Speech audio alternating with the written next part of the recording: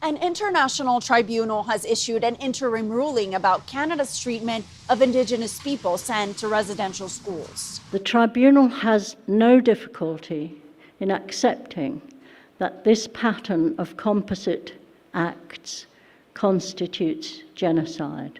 In international law, genocide need not involve mass killings. It can be a slow and continual process taking place over centuries. The statement also acknowledged that this isn't the first time the term has been used to describe Canada's treatment of Indigenous people. In 2015, the Truth and Reconciliation Commission found the Canadian government's policies on residential schools constituted cultural genocide. The tribunal is an international body that examines social justice and human rights cases around the world. It has no official legal standing and its decisions are non-binding. Survivors say the ruling gives them hope.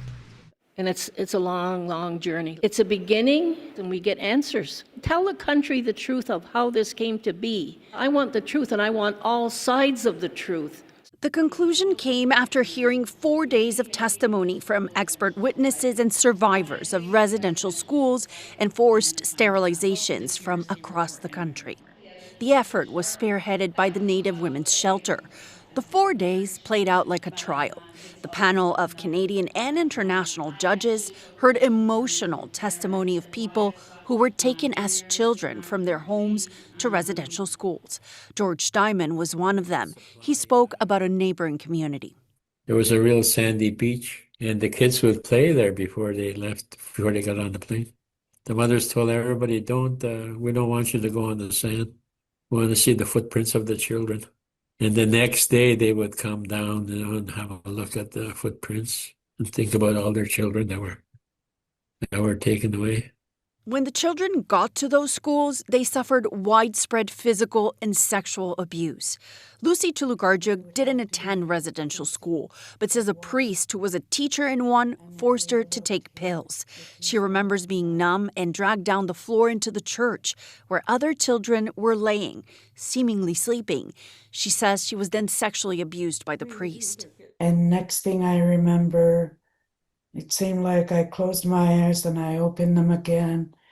He was now with my sister, who was laying beside me. And again, he told me to shh, be quiet. Women also recounted how they were prevented from having more children.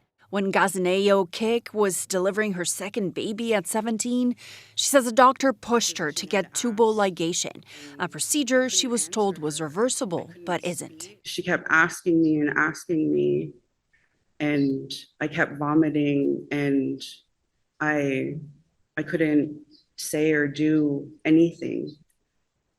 But I wanted to run, and I wanted to scream no, and I wanted to say I was scared. Experts also weighed in. Some talked about the difficulty in accessing residential school records, which prevents Indigenous people from finding the fate of children who went missing while attending the schools.